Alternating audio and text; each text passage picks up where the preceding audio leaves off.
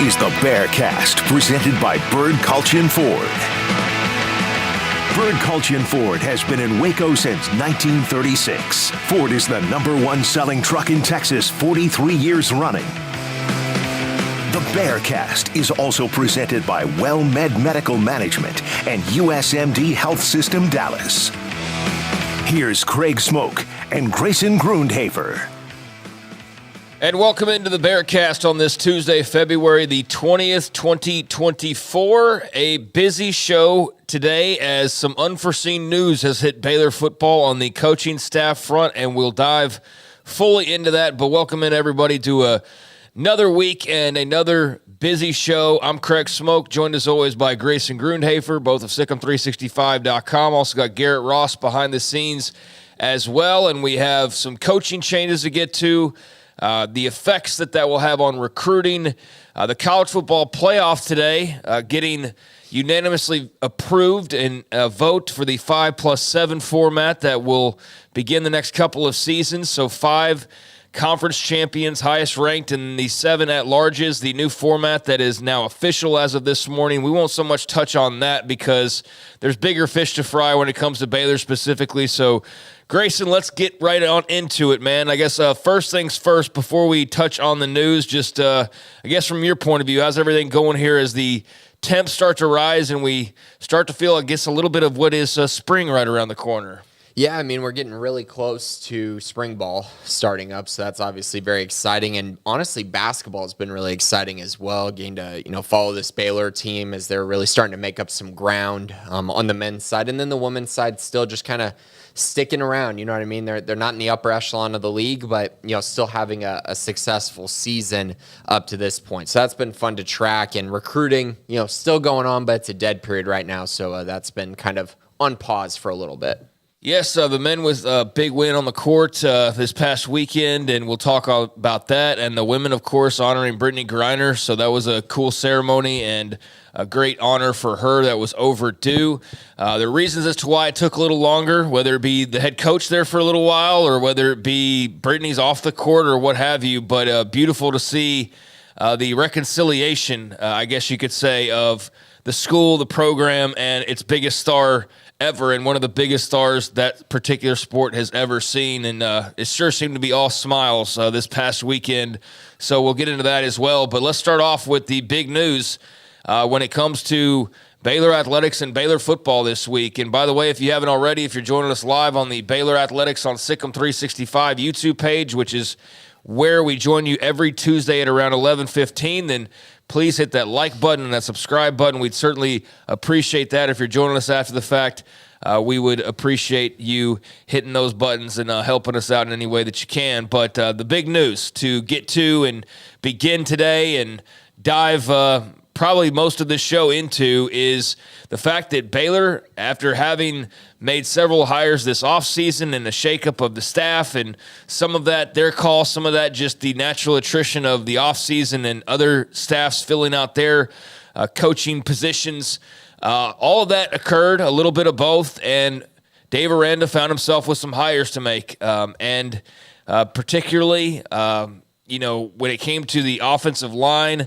you knew that was going to be a big one. OC obviously was a huge one. We saw Jake Spavital get hired. We eventually saw the O-line position get filled as well. But it turns out that O-line coach that we got to know for just a moment will never even coach a single down for the Baylor Bears. And one coach who we weren't really thinking too much about because, hey, they're already on staff, is now gone in one fell swoop as well, and both to the same place. Kalen DeBoer, new head coach at Alabama, plucks away 2 Baylor assistants on Monday.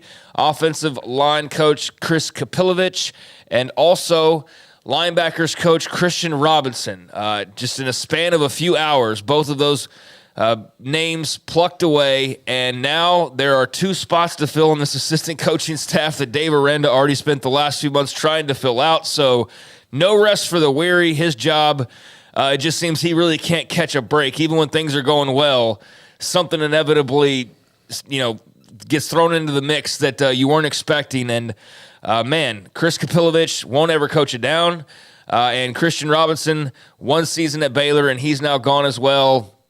I don't know where you want to start, if you want to split them up and kind of go individually, but I guess before we go individually, just what was your first reaction when you saw the Kapilovic news, and then were you expecting another move, or did all of a sudden you get blindsided by Christian Robinson as well? Yeah, I mean, honestly, it was all a surprise to an extent. So, the Coach Cap thing, that happened late in the night on Sunday, and then was announced pretty quickly in the morning, I believe by Pete Thamel, who reported it. But either way, I mean, that news happened, and you're just kind of sitting there going, wow. I mean, he was only at Baylor, hired 2 months out. He wasn't even at Baylor for that long.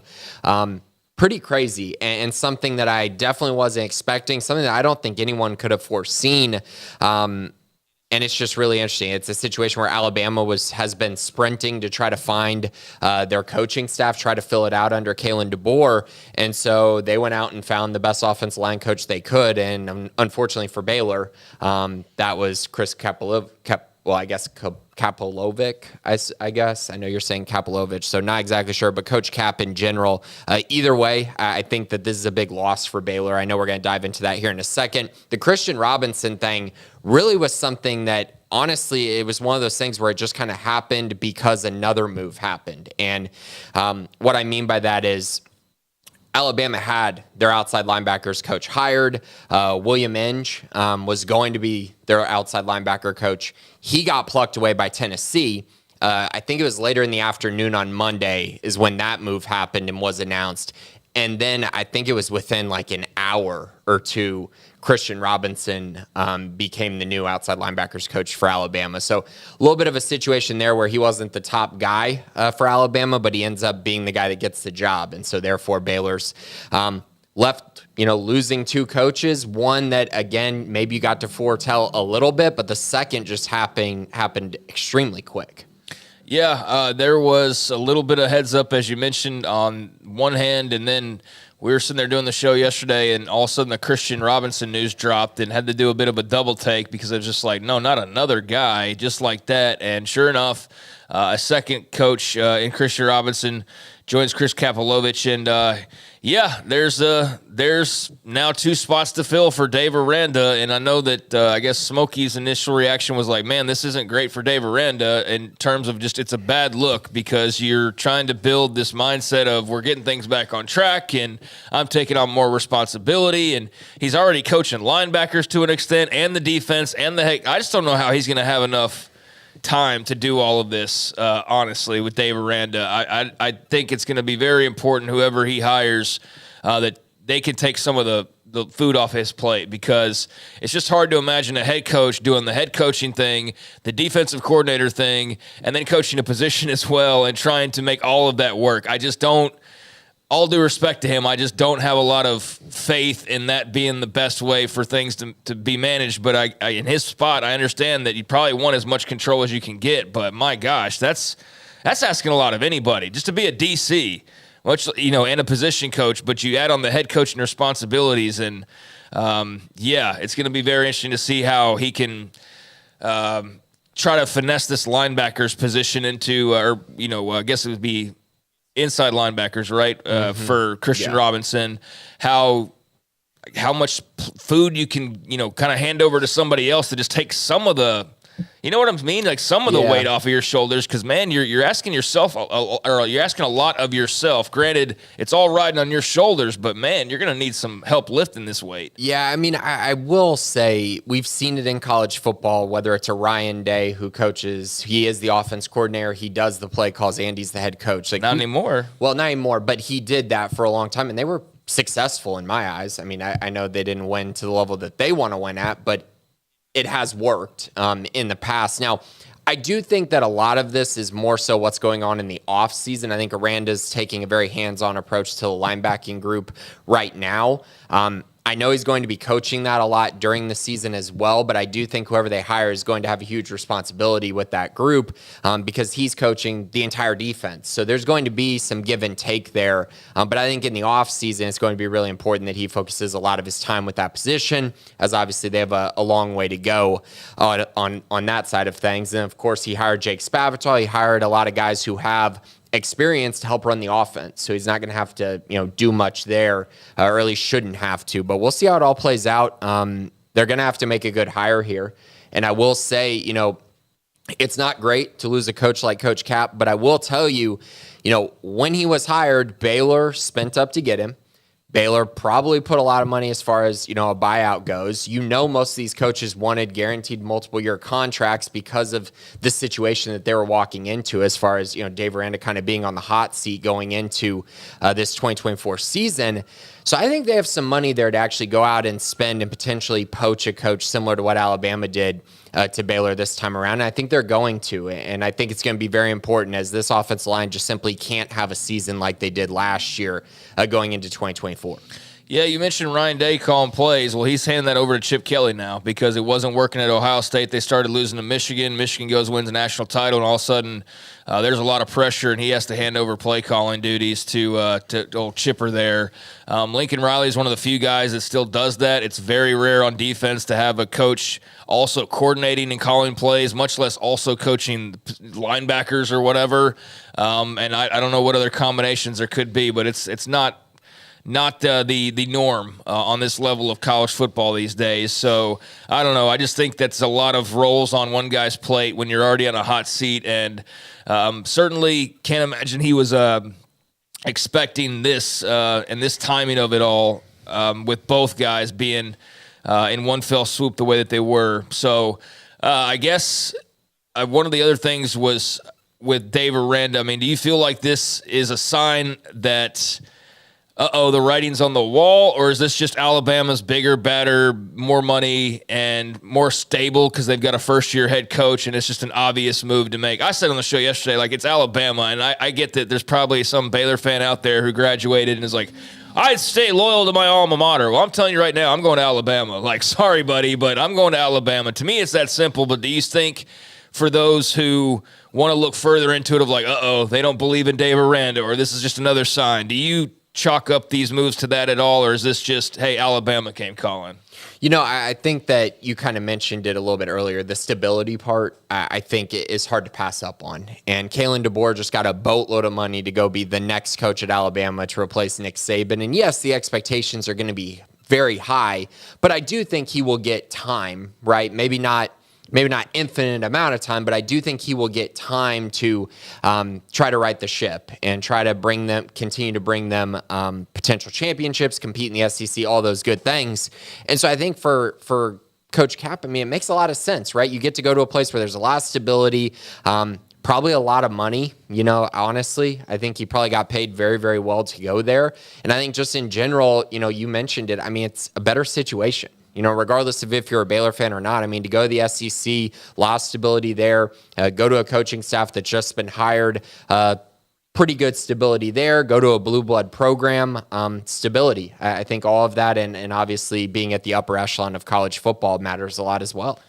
All right, so let's unpack each individual one. Chris Kapilovic was hired just a couple of months ago from Michigan State. At the time, there was a lot of Michigan State fans who were like, sorry, Baylor, and really cheering on the move, quite frankly. And I know that that's just in some cases sour grapes, but I saw that when he was hired at Alabama. I saw Michigan State folks like, man, Baylor lucked out. So I don't know. We'll never know. He'll never coach it down here. He was not even around long enough to coach a practice. So who knows if Baylor caught a break in the long run. Obviously, Dave Aranda thought high enough of him, and that's more than good enough for me.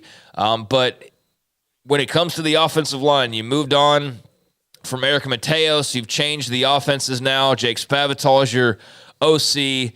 And I hate it because it's like the last 2 months of just teaching. And I know, thankfully, they weren't in the full array of classroom and teaching the ins and outs of the offense and all that. Last time we talked to him was probably like a month ago, and they were just starting to even meet the players, really, from his point of view. But you've just spent a month getting to know the players. So there's that was just a waste of time, quite frankly. And now you're going to have to reset that with someone else in a short amount of time. But from an offensive line standpoint, why does this matter? Why does this matter in recruiting, if at all? And what does the next guy in line need to know about the situation that he's walking into? Right. So, I mean, first and foremost, I think it's important that we kind of talk about the players really quick. You got to remember Eric Mateos was let go. He left, however you want to put it, no longer at Baylor. You go out, you hire Coach Cap, and now you've had 2 offensive line coaches in a matter of, 2 months, 2.5 months, and now you're going to have a third. And that is really tough. I mean, tough for stability, tough for these players to really rally behind a coach when they kind of just had to do that with Coach Cap, and now you got to do it again. And so I think this is, one of those situations that I think it's important to mention them. It's important to mention Kurt Daniker, Omar Egbedian, who were 2 transfers from the transfer portal. Their lead recruiter was Cap, and now they're sitting there, at Baylor. And while I think, you can say, oh, they wanted to be at Baylor regardless, that's fine and all. But for a transfer, a lot of it is the coaching staff that you're walking into, the situation that you're walking into, and those things have changed now for those guys. So I think that's important. Commits-wise, they did get a commitment from Jamin Brown in the 2025 class as well, while Cap was at Baylor. So that's going to be something to watch going forward. So that's kind of the first part of this. The second part is the coaching side. And I know Michigan State fans, they really piled on the tweet that I had when he was initially hired, saying he's terrible, whatever, blah, blah, blah. But let's just remember his head coach was absolutely dreadful. Mel Tucker was fired. They found a way to not pay him because he was so bad for that program. Secondly, the only successful year they had at Michigan State was because they had a great running game behind a very good offensive line and a really good running back in Kenneth Walker. So let's just be clear on that. There was a lot of momentum there, and it was basically because of their running game. And then after that, it was just Mel Tucker just not doing a good job there. And so I have an issue when you say he's a bad coach when you're kind of handicapped by not having a good head coach at all, and we saw that bear out. Yeah, the Mel Tucker thing is a little more complex, though, to be fair. That was a Brenda Tracy situation. They got him fired from Michigan State. That had nothing to do with on the field. Now, on the field results are what allowed Michigan State to say, yeah, let's go ahead and cut the ties. But that he wasn't fired because of on field necessarily. He was probably going to get a little bit more. I mean, dude, he got fired because of the Brenda Tracy situation. That contract was not going to allow them to fire him at that moment in time. They got out of the buyout. Yeah, so that's why he got fired. Now, if you want to say he was going to get fired in a year, that's fair, but that wasn't why he got fired straight up. That was a great out for them because it wasn't going necessarily the way you expected on the field, but he wasn't getting fired because of just purely on the field.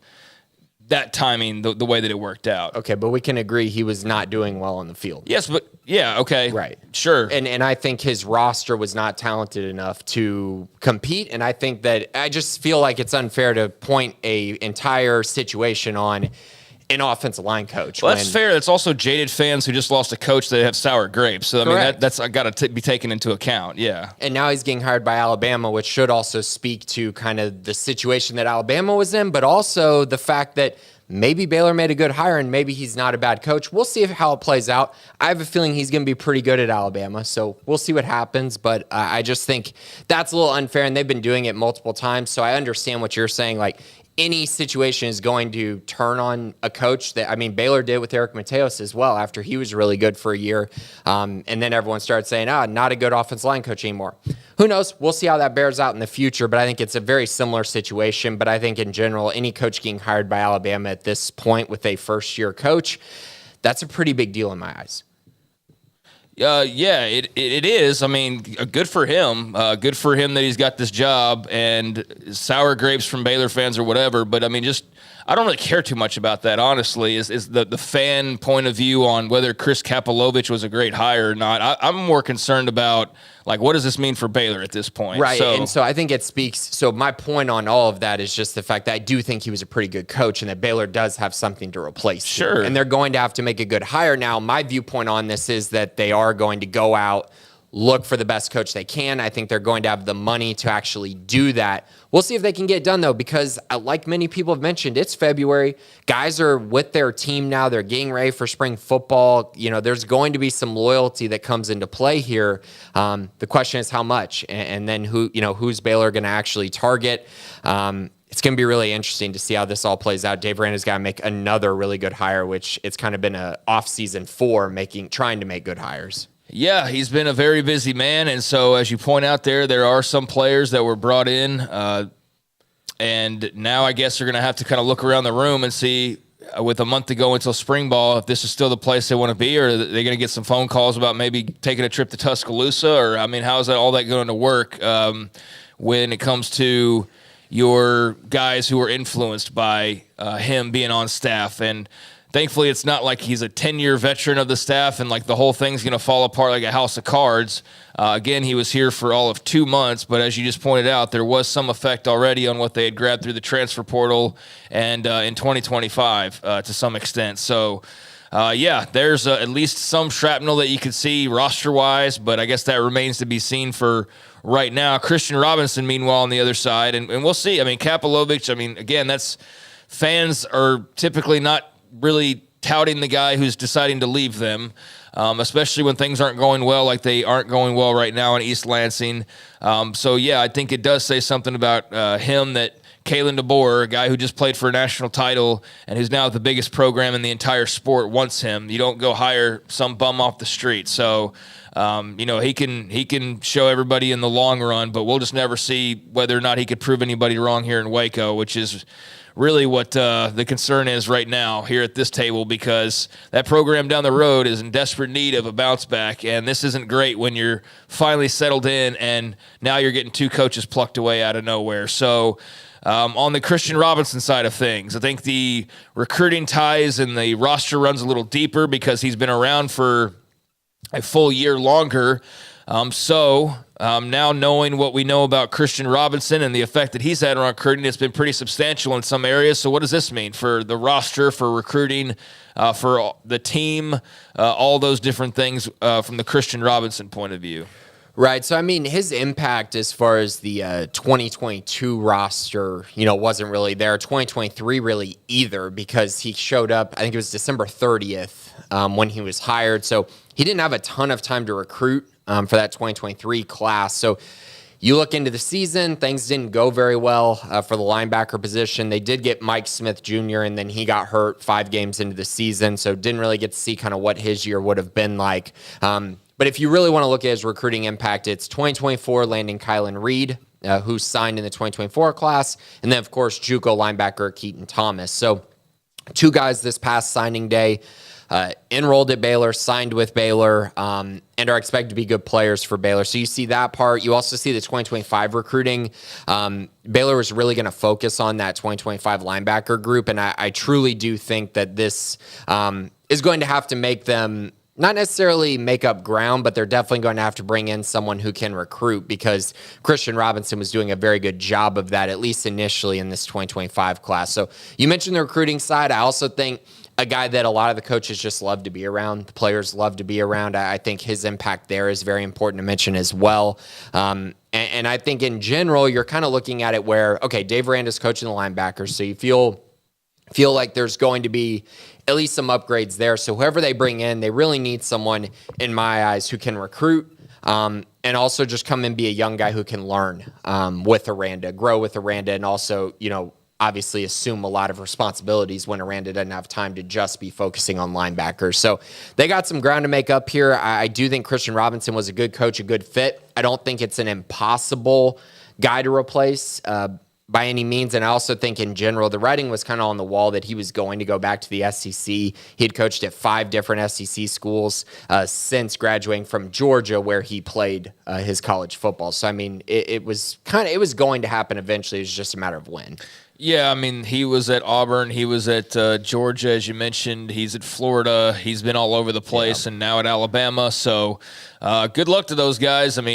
Can't say I knew either one of them. At this point, it's kind of just a revolving door these days when it comes to the coaching staff. And when you're around long enough, that's just sort of what it becomes. And certainly these last few years for the Bears, that's sort of felt like the case. There's little pockets of time, like Rule early on had like a good 3-4 years where the staff was pretty stable, but you still had 1 or 2 guys here and there.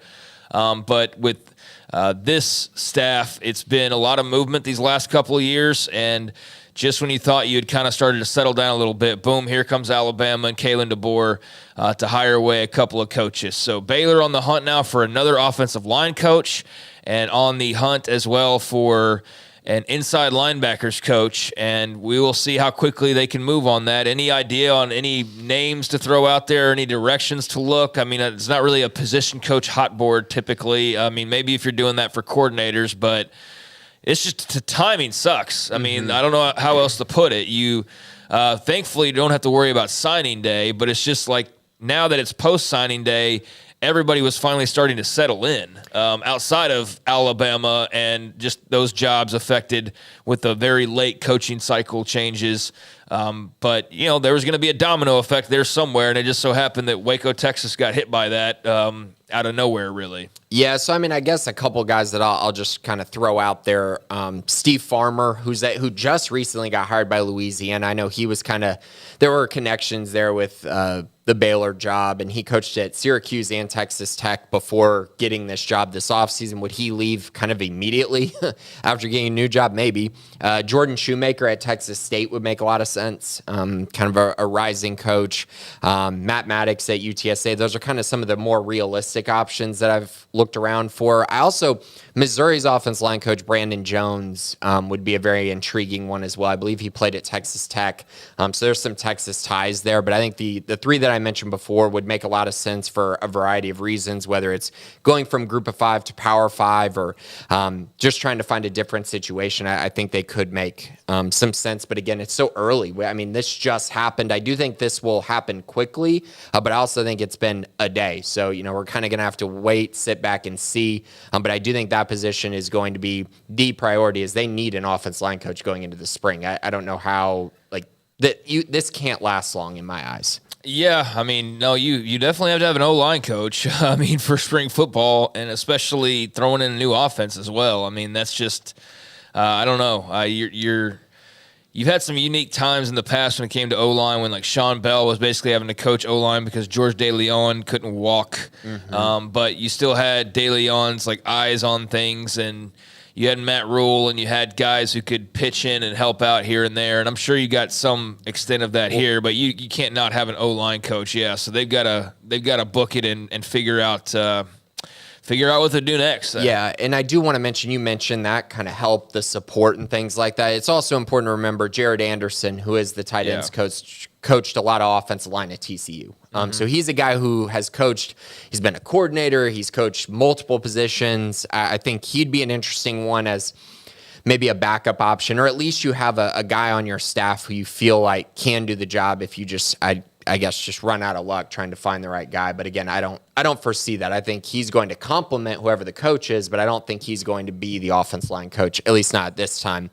I also want to mention at linebacker, don't really have a list of candidates in mind. Linebacker coach is very, very hard to kind of figure out, I would say. You're looking for connections and things like that. But I will say Weston Glazer, who they brought in as a analyst, did coach the defenses at Northwestern State and Campbell as a defensive coordinator. So keep that in mind. He is on the roster, or on the staff. So maybe that is a guy that you could elevate to coach linebackers potentially.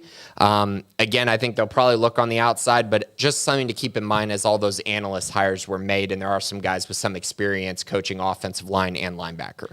So there's a little bit on what was a not so fun situation to arise on Monday and really late Sunday night for Baylor football. Now needing an O-line coach after you just hired one a couple months ago, and a linebackers coach after hiring one just a year ago. So Christian Robinson, not a huge surprise like we made mention of. He was an SEC guy through and through, so Alabama comes calling. Like, I don't fault anybody for that. With Cap on the O-line, I mean, wasn't even around long enough to probably even shop at Magnolia. So, what are you missing there? We'll never know. And if the Michigan State folks were right, then Baylor lucked out. If they're wrong and that was just sour grapes, like at least part of it was, then Baylor missed out on maybe having a really great O-line coach. We'll see when Alabama plays this year how effective their O-line is, but they've got a number of changes going on over there. And so they just happened to reach into and cross the streams over here, and that's unfortunate because now we've got more coaching hires to talk about, which I guess from a content standpoint is a good thing, but man, from just wanting a little bit of peace of mind and being able to take a deep breath before spring ball point of view, that's just not in the cards for Dave Aranda these days. There is no rest for the weary, and so back to hiring coaches, just like he spent a lot of time doing right after the season was over with. I guess anything else from a football standpoint, really? Other than that, I know Mac Rhodes joined us last week, talked a lot about just the greater changes going on in college football. I know he had an interview with the Waco Trib talking about NIL and various topics that he's typically touched on with us. Anything though that's come out to you in the last few days that's football mention worthy? No. I mean, this was the most important stuff. I know, we mentioned the Gabe Hall going to the combine thing last week. Yeah. That's important as, draft season rolls around, but there hasn't been too many, news and nuggets going on. I will say, on the recruiting front, they're going to have to solidify some things now, losing these two coaches. So the 2025 class, they're going to kind of have to wait. I mean, Baylor's got 3 offensive line commits in that class right now. So they're going to have to get a coach in who is also going to have to go and build those relationships. So that's kind of the thing at the forefront, along with obviously these hiring decisions, which are going to be extremely important and vital if Baylor's going to have a good 2024 season. He's coached O-line before. Sean Bell has coached O-line before. What if you give it? Oh, wait. No, never mind. Been there, done that. And, he's already off to Houston pastures. But, no, just remember that was the last time there was kind of a debacle on the O-line was when he was like in, out as coach, and the whole De Leon thing, just bringing up De Leon brought back all those memories. And that was just a unique time, to be sure. Yeah, and the Wick line hire did not go well. No. I mean, there's been some hits and misses. The Mateos thing, everything was thought to be stabilized, and then now, it's kind of falling apart. So, you got to make a good hire here again. And Aranda has shown he can, but, another big one coming up and at a late and not ideal time period. No, it's very much not ideal. They've got, 3 weeks till spring ball starts, I believe, 3 weeks. So there you go. We'll see what happens there. But, now on the hunt for a pair of assistant coaches, and good luck to those on their way to Tuscaloosa. Meanwhile, basketball-wise, still a lot of fun stuff going on there. Scott Drew and the Baylor men, a borderline top 10 team in the country right now. And right there in the thick of things when it comes to the Big 12 standings, no matter when they've kind of dipped like they did earlier on in conference play, and they had the 3-game losing streak, had the just brutal loss to Kansas. That was definitely one that you felt like got away. But outside of that, they've won 5 out of their last 6, and they're sitting right there in the thick of things when it comes to the Big 12 championship race. Not quite on top, but not sitting far back, as Houston, with their big win last night over Iowa State, is now 10-3. Iowa State drops to 9-4, and then there's Baylor at 8-4, sitting in third place right now. Kansas at 8-5. TCU Tech both at 7-5. So Baylor right there, and with the opportunity here over the next few weeks to make a move, Grayson. I mean, they are right here in the midst of it all. But you've got the wins last week over Oklahoma, and then going on the road and beating what's a pretty lowly West Virginia team. They're in a funk. They need to get to the offseason, quite frankly. West Virginia does. But you beat them on the road, and now tonight you hit the road again, and this time going the opposite direction as far as the United States of America goes. You went out east this past weekend. Now you're heading more west and going to Provo, Utah for a matchup with BYU. And then, a big one. Later on this week, the top team in the conference and one of the top teams in America, those Houston Cougars in Waco, for what should be an electric atmosphere, especially if Baylor wins tonight against BYU. I do feel like you'll still see a great atmosphere when Houston rolls into town, but you don't want to lose the game right before and, kind of take away some of the air out of the tires. But man, that ought to be a crazy atmosphere this weekend. But Baylor basketball, couple wins last week. That's a nice bounce back from losing to Kansas, and now a couple of big games this week starting the night in Provo. Right, and I mean, they beat BYU earlier this year, 81-72 here at the Foster Pavilion, and that was a really nice win for Baylor. It was uneasy. It was a close game throughout. BYU's a good team, but this really feels like, I hate calling games must-wins, as far as for a program or for a season. Obviously, for this season, it's kind of a must-win if you want to win the Big 12. In my eyes, you kind of got to go in and take care of business here, but To me, for a program, if you want to be the kind of program that consistently wins the Big 12 every year, consistently is thought of at the top, and we've seen this with Kansas for years, where they just find ways to win these tricky road games and then they don't lose at home. You got to win games like this. And this just feels like a BYU team that is ripe to get beat. I mean, they just lost to Oklahoma State by double digits. They gave up 93 points. Oklahoma State's got a coaching change on their horizon as well. And they gave up 93 points to them. They gave up 88 to UCF in Provo. They lost to Oklahoma by 16 points. This team is starting to sink a little bit. And this just feels like an opportunity for Baylor to really go in, get a huge road win, and then set themselves up for a potential run at winning the Big 12 championship, which is still in their sights. They've already beaten Iowa State. If they beat Houston on Saturday, if they beat BYU, so if they do both, they'll be at the top of the standings. And they still get Kansas at home. They still have some tricky games, but you've put yourself in a great position if you're able to get all those things done. And I know that's a lot to ask, but I think in a league where you're at 14 teams now and you're given a situation where you have the top two teams, Houston and Iowa State, you only had to play them in your home building, it really gives you an advantage over a lot of the other teams in the conference. So we'll see if Baylor can get the job done, but I do think that this game matters a lot. It's a game that I feel like Baylor should win if they're truly a top, two team in the Big 12 or a top 2 or 3 seed in the tournament, probably a top 2 seed. They need to go in and get this done. And so we'll see if they're able to do that. Right now, bracketology has Baylor as a 3 seed pretty much across the board. If they go out and beat BYU and then beat Houston this week, I think that'll jump them right up to the 2 seed line. Well, it would help to have Jaden Nunn continue to play the way that he's played of late. Was named the Big 12 Men's Basketball Player of the Week. Also named the Big 12 Newcomer of the Week after the wins over WVU and also Oklahoma last week. So a nice set of honors there for Jaden Nunn, who is the man who sweeps the awards this week. So that was good to see, and man, going to need his contributions to continue that way to hope to get the double dip this week. I mean, tonight is a lot more manageable than what's coming up, but you got to worry about tonight first. And BYU is capable of beating you if you're not careful, especially in Provo. So that's a road test, and those things are always tricky. You just never know which group's going to show up. Yeah, and I mean, BYU's the number 16 team in the country, according to KenPom, and they're a top 11 team, according to the net. Like, they're a good team. I think their metrics are a little better than they actually are, but I do think they're squarely a top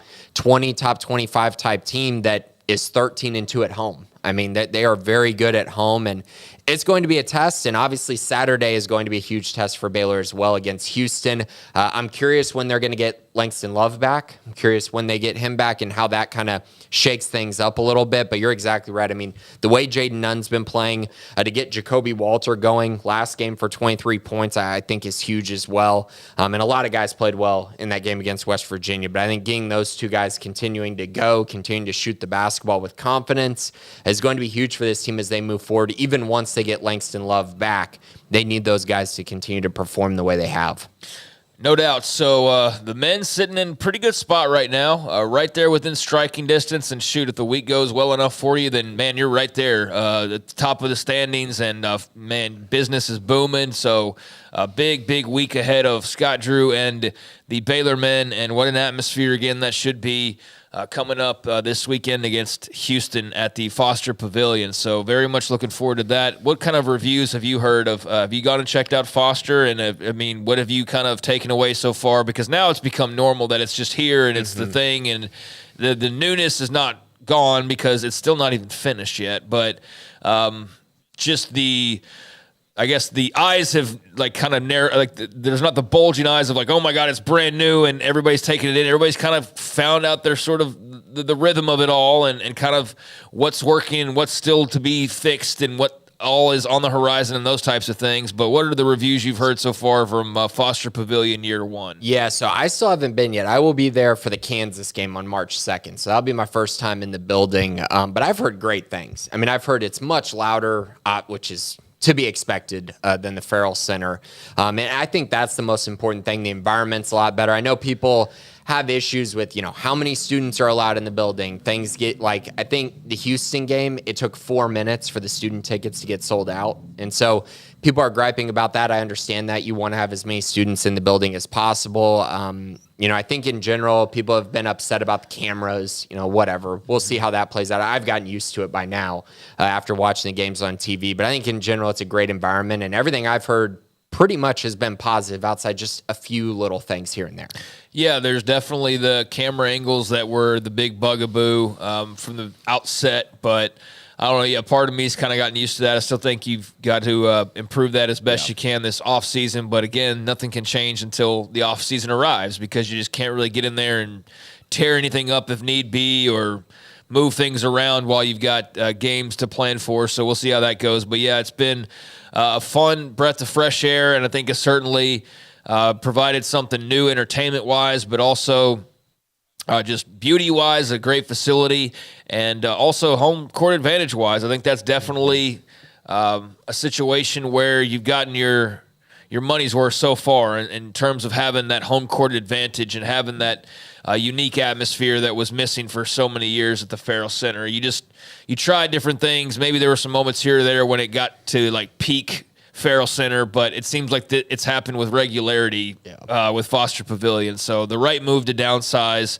and just need to put some finishing touches on it this offseason, I suppose. But, yeah, that Houston game is going to be absolutely massive. Meanwhile, at the Foster Pavilion this past weekend, quite the ceremony as Brittany Griner, a Baylor legend, made her way back to town to have her jersey retired.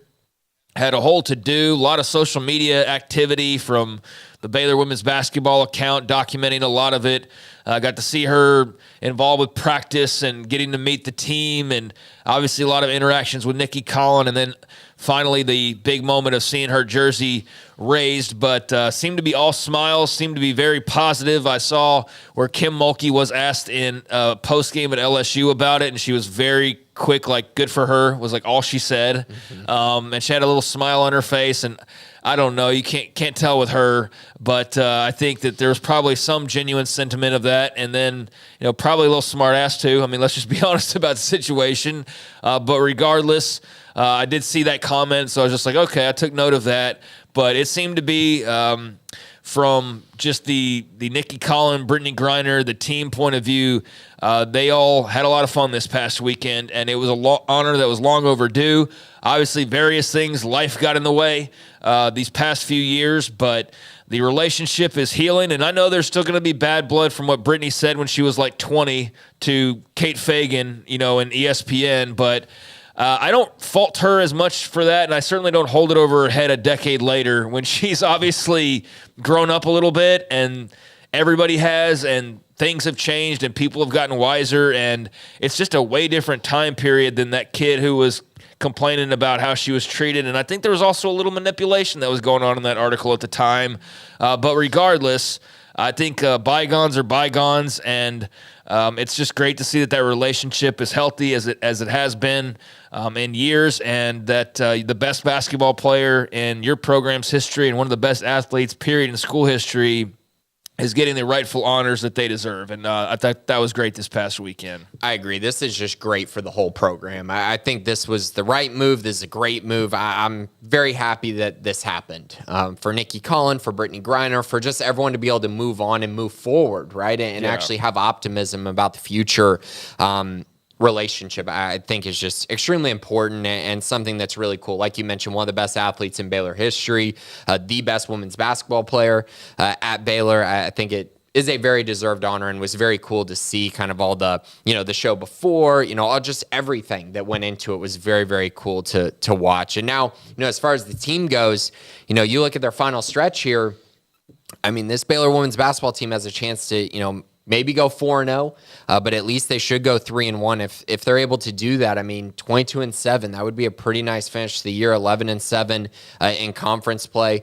Currently, they're a 6th seed according to bracketology. If they're able to finish 3-1 down this stretch, maybe win a game or two in the conference tournament, I think they could get up to maybe the 5 seed line, which would be really, really nice for this team and actually give them a shot at making a little bit of noise in March. Yeah, I don't think there's like giant expectations, but certainly the expectation is to be competitive and be in the mix and be in the tournament. And hopefully have something to say in the Big 12 conference tournament before you even get to the big one. But yeah, I had the blowout win over Texas Tech, which was nice to see when you're honoring Brittany Griner. You just, the last thing you want to see is you're honoring somebody and then you go get beat on your home court. That just puts a damper on things. So they didn't leave any doubts and whooped up pretty good on Texas Tech this past Sunday. So everything was all rosy and nice for that. Now, they did drop the previous contest last Wednesday to Oklahoma on the road. Frustrating there to lose by 11 to the Sooners, who are a top 25 team.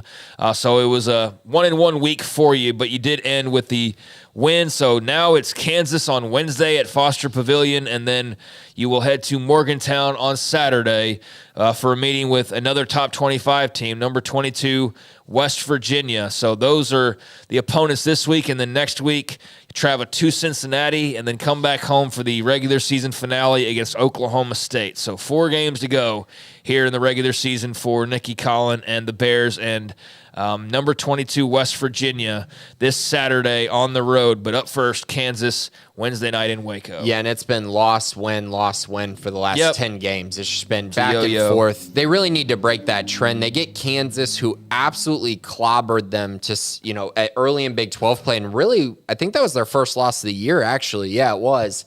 And it was kind of the game that set forth this motion of them struggling in Big 12 play. And so a great opportunity to get some redemption here. Kansas is 8-6, 15-10 on the season. They are fine. They're not very good. They're fine. And that's a game Baylor should win, especially on their home court. You mentioned the West Virginia game. That's going to be tough. West Virginia is 22-3, but Baylor has beaten them this year, so something to keep in mind there. And then you mentioned the last two against Cincinnati and Oklahoma State. 2 teams that are in the bottom 5 of the league this year, 2 games that Baylor should win. So good opportunity here, but they got to take advantage of it.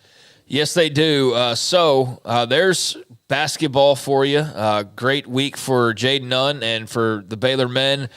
For the Baylor women, highlighted by the Brittany Griner jersey retirement and a win on Sunday to punctuate that even further. So some good moments there for hoops, but now it's the nitty-gritty, getting down to the last few games of the conference season and regular season, and the Big 12 basketball tournament is right around the corner. Also got a lot of spring sports starting up and getting underway as well. Not great on the diamond for either softball or baseball this past weekend, so we'll just wait and talk about them a little bit later on when things are more fun to talk about. But yeah, softball ran into Tennessee and baseball looking for that first win. They also ran to Tennessee. And they ran into Tennessee too, yeah. So it was a little bit of hurt coming from the Vols there. But yeah, the Diamond Sports we'll revisit at some point. But anything before we go into the mailbag here? No, nothing really. I'm really hoping that this Baylor baseball team can turn it around a little bit and just show, I know that there were signs of optimism, but you got to go out and you got to win games. And so we'll see if they're able to do that. Softball had some moments this weekend, so I'm still a little optimistic that they'll have a pretty nice year, but the baseball side, they're going to have to get better in a hurry. Yeah, I mean, softball's at least won some games already, but the Tennessee situation, getting a game canceled and not being able to at least get that one opportunity to get a win, and having dropped your first 2 against them, you get swept, a little mini sweep. So that wasn't fun. But that's also the number 2 team in the country. Yeah. So not that big of a deal in the long run, and you did get a couple of wins over top 25 team in Louisiana Lafayette prior to that. So you started off well, but then you ran into the number 2 team in the country. So not a big concern there just yet, but they'll have a lot on their plate coming up here. You got Oregon, the number 14 team in the country. You got Notre Dame coming up in the tournament they're about to play in as well. So that's going to be some nice competition and nice travel opportunities for them early on. But for baseball, I don't really know what to expect outside of you assuming and expecting them to be improved. I know Levi Caraway will have reporting on them throughout the season. I haven't been able to talk to him.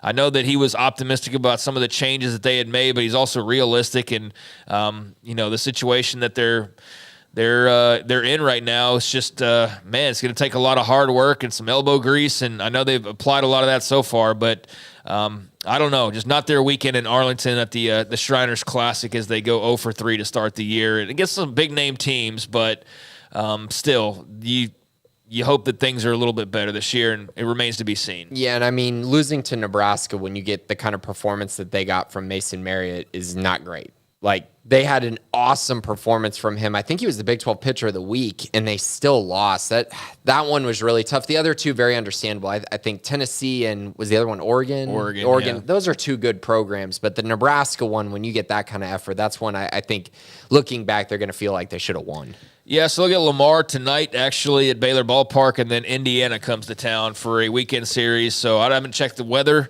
but I'd imagine it'll probably be pretty nice weather. It feels like we finally turned the corner, although that means there's probably a winter storm coming in about 3 days.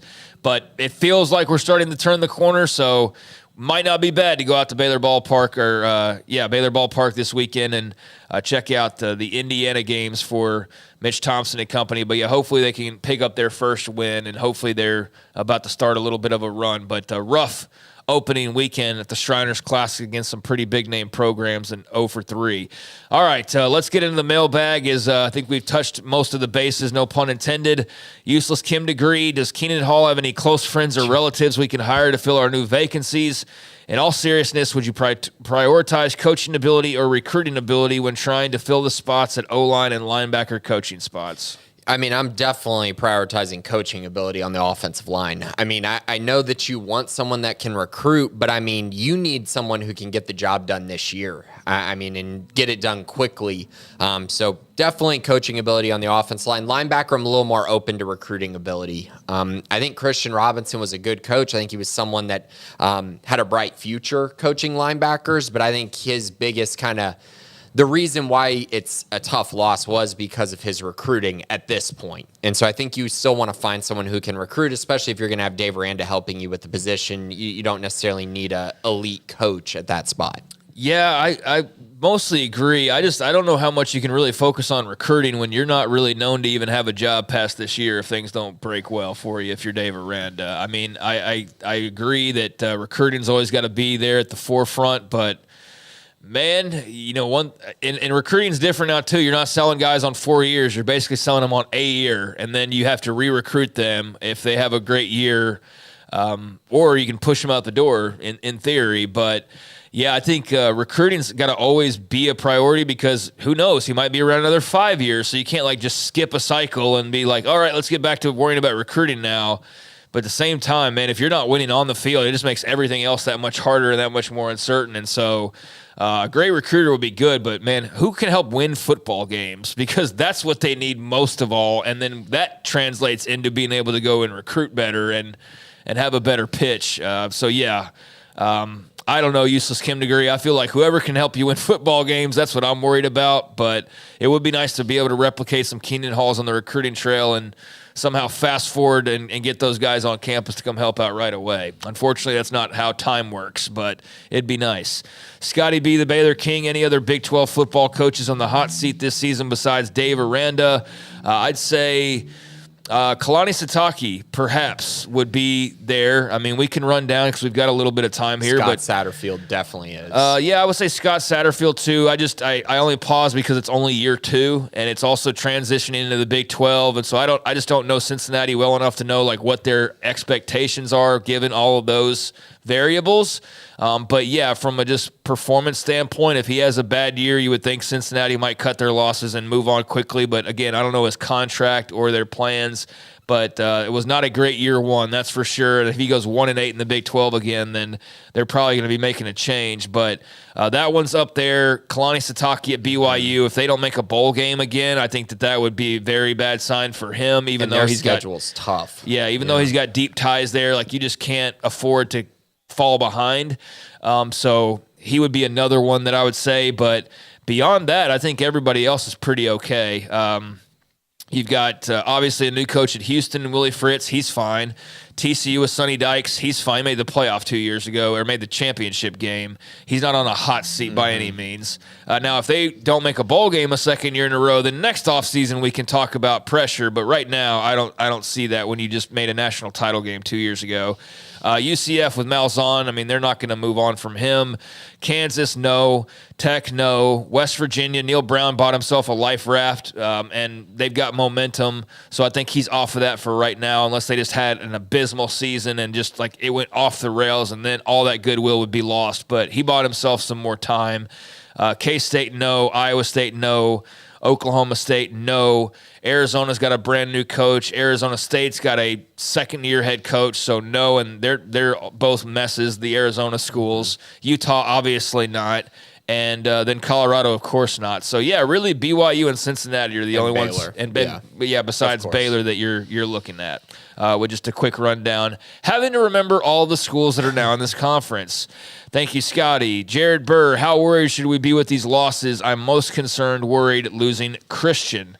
Do you anticipate any fallout losing either one of them from a recruit standpoint? Well, Jared, I don't know how often we've seen your name, so I do appreciate you being a part of the mailbag, and whenever you've got something worthwhile, feel free to pass it along, but thanks for the question this week. Yeah, and Jared, this is actually I think you're the first person that said you're more worried about losing Christian Robinson than Coach Cap. So that's an interesting opinion there, and something that I understand. Like, this was a guy who had a tough year last year with the linebackers, and Dave Aranda still showed a lot of trust in him by keeping him and really, putting a lot of faith in him. And so I definitely understand that. I do think that, losing Cap is the bigger loss in my opinion, just mainly because of the simple fact that he's got to coach 5 guys on the offensive line who have to have complete trust in him, complete trust in a new system that they're installing on the offensive line.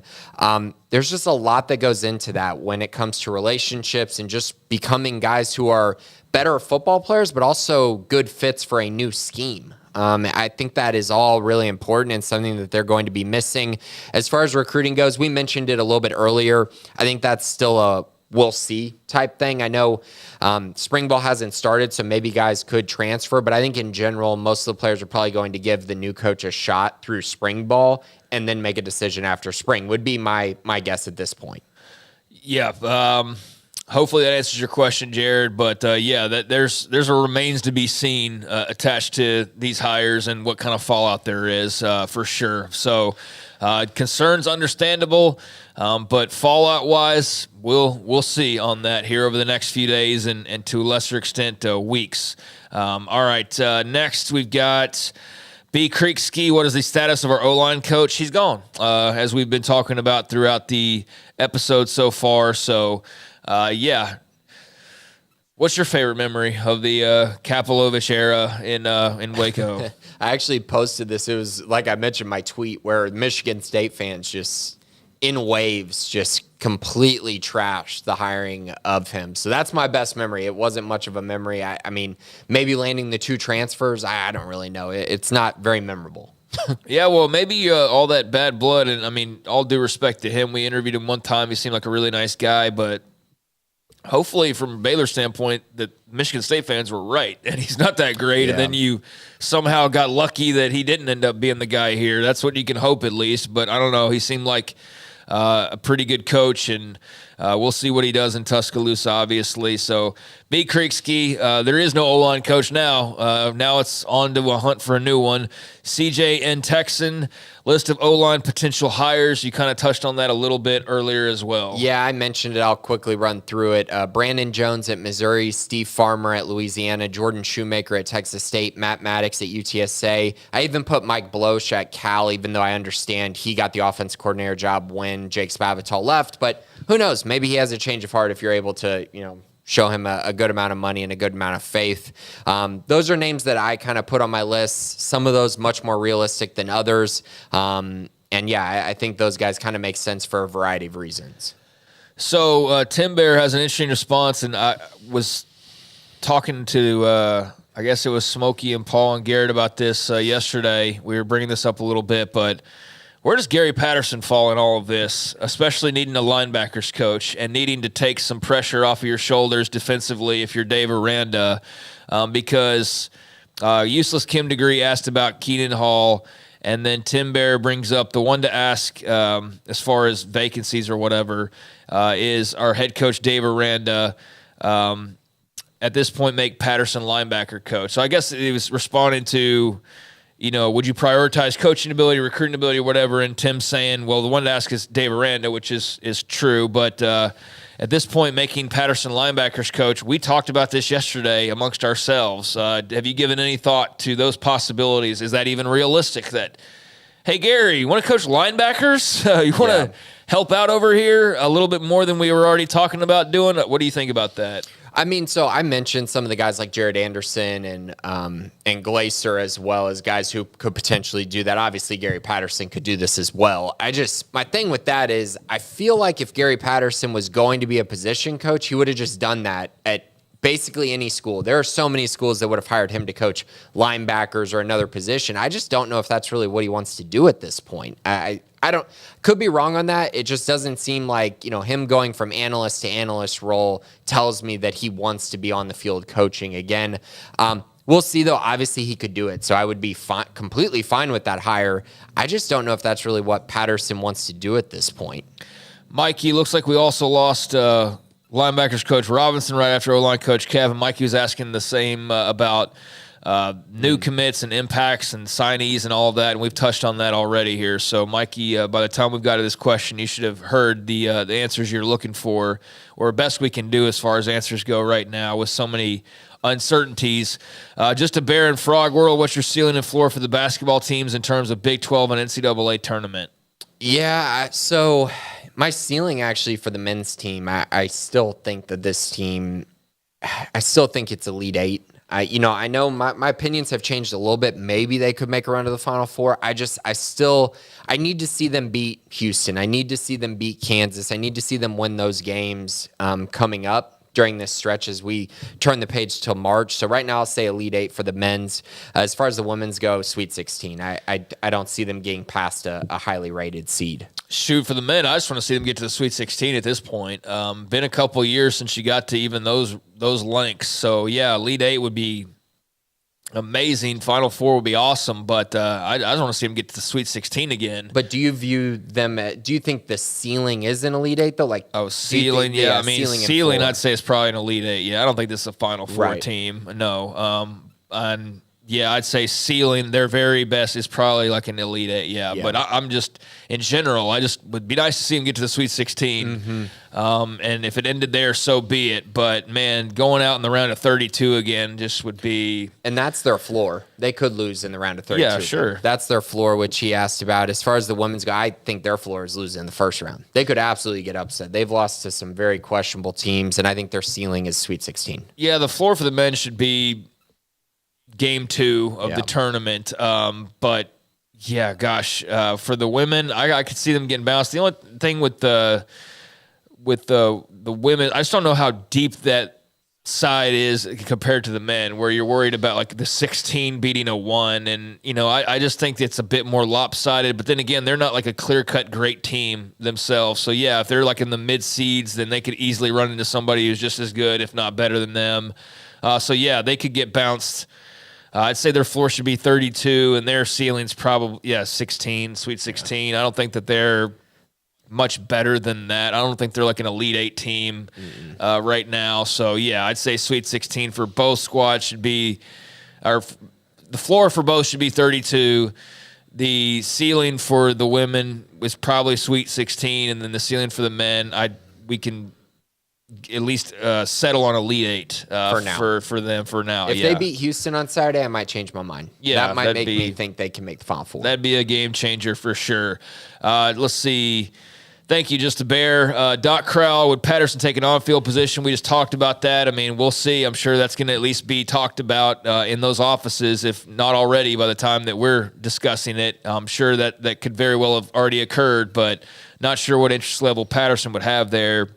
How sudden were these changes? Yeah, so I mentioned the Coach Cap thing kind of happened Sunday night based on what I've heard, and then obviously was announced Monday. So that's a quick turnaround for any of those things. And then the Christian Robinson thing literally happened in hours because Alabama lost their linebacker coach and then immediately turned to Christian Robinson, and he accepted the job. So that one much quicker, but both were very, very quick and sudden.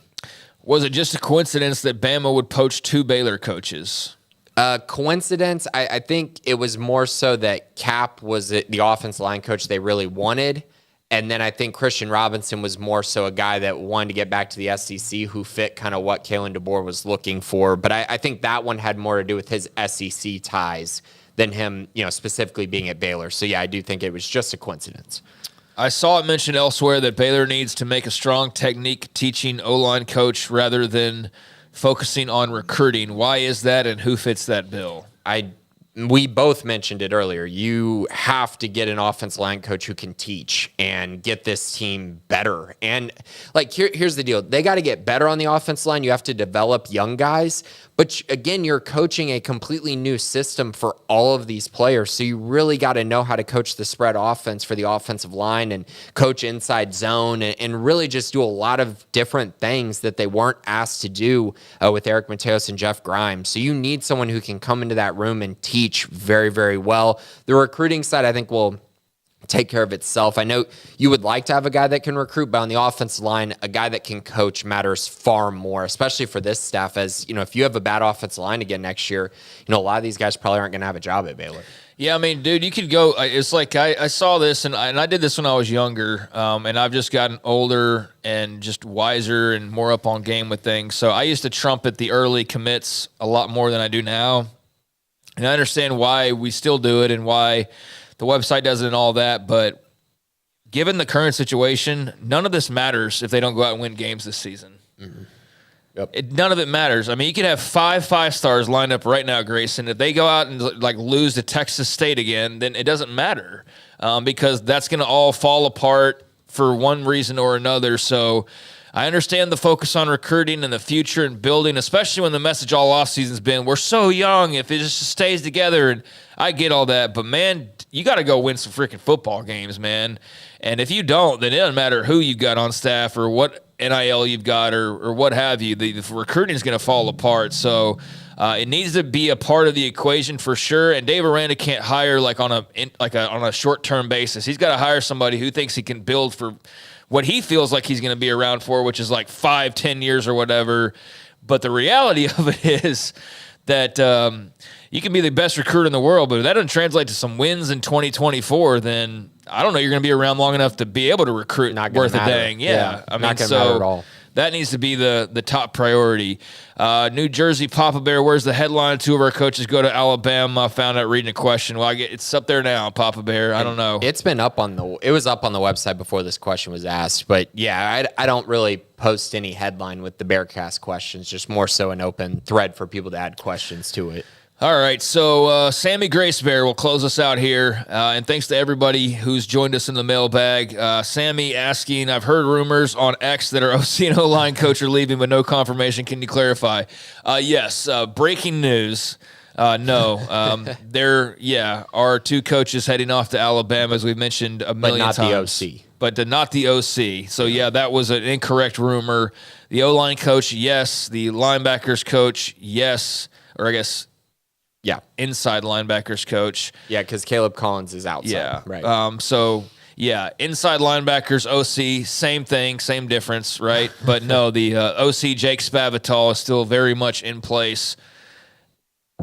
Knock on wood. Yeah, no kidding. And he should have a hopefully pretty fun offense this fall. So lots of questions about the coaches now on their way to Tuscaloosa, and of course because that's just something completely unforeseen. And now it's top priority for Dave Aranda. Yeah, and we actually have one more question that we kind of just missed going through this, and it's a very important one, Craig, I think. Lomer Spurs fan asked, is the Bearcats in any danger of being poached by Alabama?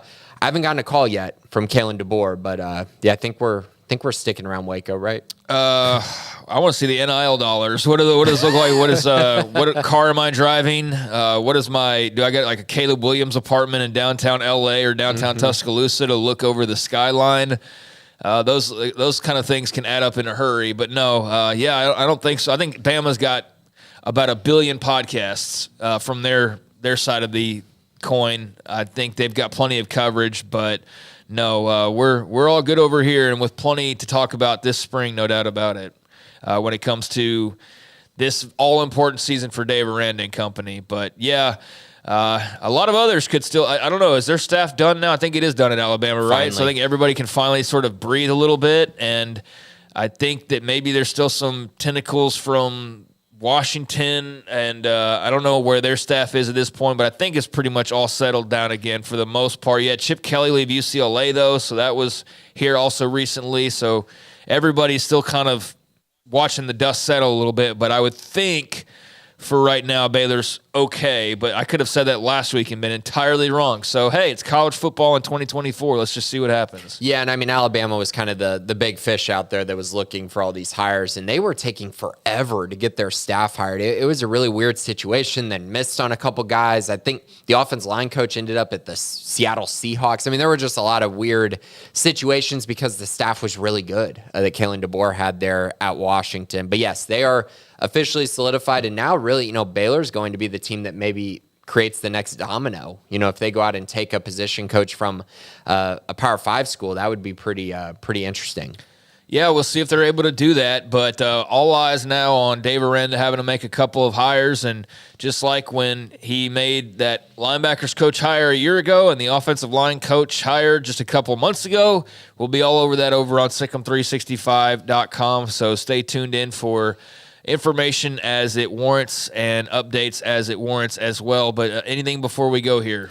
No, I think that's pretty much it. Covered a lot of ground. Obviously, it's going to be really exciting watching Baylor tonight against BYU for basketball, and of course the Houston game this weekend. So a lot to still watch and be optimistic about for the men's basketball team. And then, of course, next week we'll talk more potentially about the offensive line coach if they're able to hire someone that quickly. But we'll see. We'll keep you updated. Be sure to check out the premium site if you want more information on the ins and outs of this new kind of coaching hire search as Baylor looks to fill the offensive line and linebacker coaching groups. Yep, so stay tuned for that and be locked in next Tuesday and every Tuesday moving forward, 11:15 on the Baylor Athletics on Sikkim 365 YouTube page. Please hit like and subscribe. We'd appreciate that. Same goes for the 365 Sports YouTube page. If you visit us and follow us along there, weekdays from 3 until 6. And besides that, I guess be by your phone for text update whenever a hire is made, but who knows what that time frame looks like. Just still kind of reeling, I think, a little bit from the surprise yesterday, but obviously cannot sit on your hands if you're Dave Aranda. You have to move quickly, and so we expect that he will. So we'll be following that along with all other stories going on, but until next time, appreciate you listening. Appreciate those of you who threw some questions in the mailbag as well, and thank you to Garrett Ross behind the scenes for Garrett and Grayson Grundhoefer. I'm Craig Smoak, and this has been the Bearcast on Sikkim365.com.